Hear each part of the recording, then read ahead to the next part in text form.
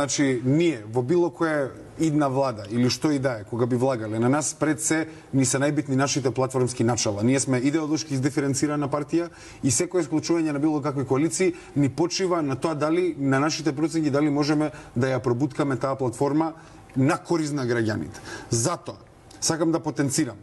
Кај левица се појавува еден феномен каде што во отсуство, затоа што обично десните партии располагаат со политика на вредност и левите партии располагаат со економски политики.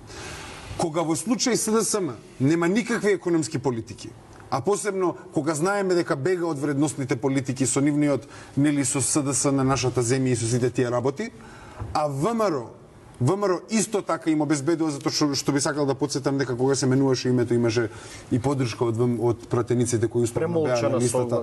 Апсолутно, да, така. Премолчана согласна се. Така, значи ВМРО не излезе во заштита на македонскиот идентитет. И да го апсолутно. Левица тоа го направи затоа што на левица остана политичка одговорност кон македонската држава и македонската државотворност.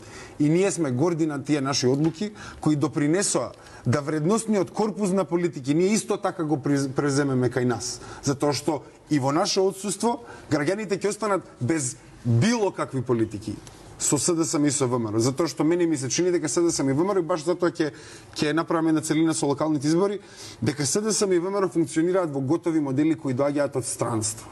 И тие готови модели веќе многу долго време ги користат. На локално ниво од 96 од првите избори тие имаат разработена стратегија и тактика. Левица е грасрутс партија.